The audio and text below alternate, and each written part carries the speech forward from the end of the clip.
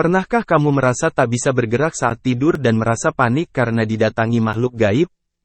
Banyak orang menyebutnya ketindihan. Lalu, bagaimana pandangan medis terhadap fenomena ini? Ternyata fenomena ketindihan ini dalam dunia medis disebut dengan sleep paralysis. Sleep paralysis alias kelumpuhan tidur dapat menyertai gangguan tidur lainnya, seperti narkolepsi.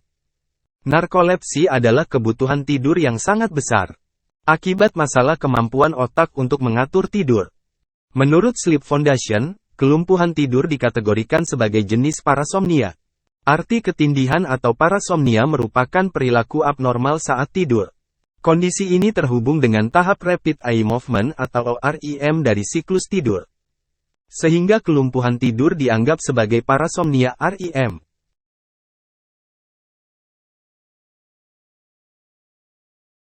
Gejala mendasar dari kelumpuhan tidur atau ketindihan adalah ketidakmampuan diri untuk menggerakkan tubuh. Hal ini biasanya terjadi segera setelah tertidur. Seseorang mungkin merasa terjaga dan menyadari bahwa dirinya kehilangan kontrol otot pada tubuh. Menurut penelitian yang diterbitkan dalam US National Library of Medicine, diperkirakan 75% dari gejala ketindihan saat tidur melibatkan halusinasi yang berbeda dari mimpi biasa. Seperti atonia, ini dapat terjadi saat tertidur disebut juga halusinasi hipnagogik. Atau terjaga disebut juga halusinasi hipnopompik. Halusinasi selama ketindihan saat tidur terbagi dalam 3 kategori. Pertama, halusinasi penyusup, yang melibatkan persepsi orang berbahaya atau kehadiran di dalam ruangan. Kedua, halusinasi tekanan dada, juga disebut halusinasi inkubus yang dapat memicu perasaan lemas. Ini sering terjadi bersama dengan halusinasi penyusup. Dan ketiga, halusinasi motorik vestibular, yang dapat mencakup perasaan bergerak. Seperti terbang, atau sensasi berada di luar tubuh. Atonia seringkali terasa menyulitkan seseorang saat tidur. Halusinasi yang cukup parah dapat membuat gejala ketindihan saat tidur menjadi lebih mengganggu. Karena alasan itulah, sekitar 90% episode dikaitkan dengan ketakutan yang parah. Sementara itu, hanya sebagian kecil yang mengalami halusinasi menyenangkan atau membahagiakan. Berdasarkan Journal of Neuropsychiatric Disease and Treatment, episode sleep paralysis dapat berlangsung selama beberapa detik hingga sekitar 20 menit.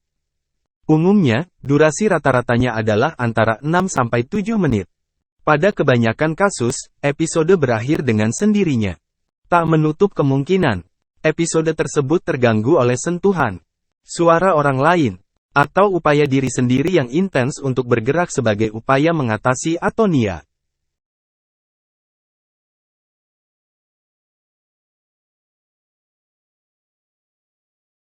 Sebanyak 4 dari 10 orang sangat mungkin mengalami kelumpuhan tidur atau ketindihan.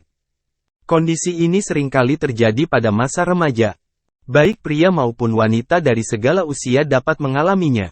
Menurut penelitian dalam National Institute of Neurological Disorder and Stroke, kelumpuhan saat tidur memang dapat terjadi pada semua usia.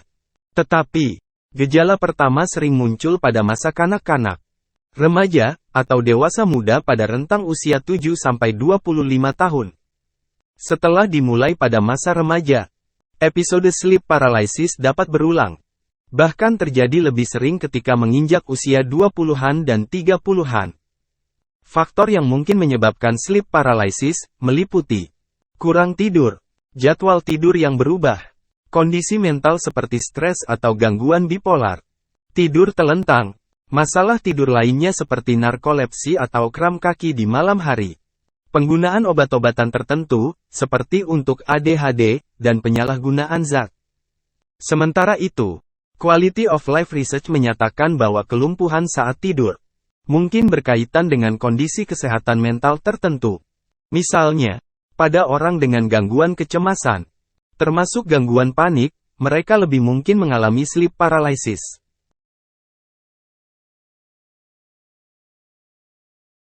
Menurut medis, penyebab ketindihan dapat berkaitan dengan adanya gangguan stres pasca trauma, atau post-traumatic stress disorder. Kondisi tersebut pun bisa terjadi pada orang yang pernah mengalami pelecehan seksual, atau jenis tekanan fisik dan emosional lainnya. Menghentikan konsumsi alkohol atau obat antidepresan juga dapat menyebabkan rebound REM, yang pada akhirnya mencetuskan kelumpuhan tidur. Selain itu, studi juga telah menemukan risiko sleep paralysis yang lebih tinggi pada orang dengan riwayat keluarga kelumpuhan tidur. Walau begitu, para ilmuwan masih belum menentukan sejauh mana kondisi genetik berkaitan dengan risiko tersebut. Beberapa penelitian lain dalam Journal of Sleep Research menemukan beberapa penyebab lain dari ketindihan. Diketahui bahwa risiko sleep paralysis lebih tinggi pada orang dengan ciri-ciri imajinatif atau disosiasi dari lingkungan terdekat. Akan tetapi dengan semua korelasi tersebut, penyebab pasti sleep paralysis masih belum diketahui pasti hingga saat ini. Penelitian lebih lanjut diperlukan untuk mengetahui lebih dalam seputar ketindihan alias sleep paralysis.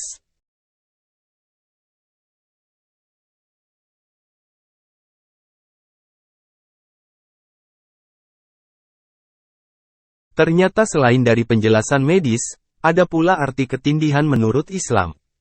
Islam sendiri memandang penyebab ketindihan adalah karena mimpi buruk. Penjelasan penyebab ketindihan menurut Islam ini ada di dalam hadis sahih dari Rasulullah Shallallahu Alaihi Wasallam. Hadis tersebut berbunyi, mimpi yang baik itu dari Allah, sedangkan mimpi yang buruk itu dari setan. Jika salah seorang dari kalian bermimpi yang tidak ia sukai, maka hendaknya ia meniup ke sebelah kirinya 3 kali dan membaca ta'awuz sebanyak 3 kali. Kemudian, setelah itu, hendaknya ia membalik tubuhnya ke sisi yang lain. Dengan demikian tidak ada lagi yang membahayakan. Dan jangan ceritakan kepada seorang pun tentang mimpi tersebut. Hadis riwayat Bukhari nomor 6995 dan Muslim nomor 2261. Menurut penjelasan tersebut, penyebab ketindihan berdasarkan kepercayaan Islam adalah karena mimpi buruk dari setan. Oleh karena itu, perlu berupaya untuk bangun dan membaca istighfar setelahnya. Lalu dengan segala macam informasi dan penyebab fenomena ketindihan atau sleep paralysis, bagaimana cara mengatasinya? Ketindihan adalah kondisi yang tidak perlu dikhawatirkan, apalagi jika hanya terjadi sesekali.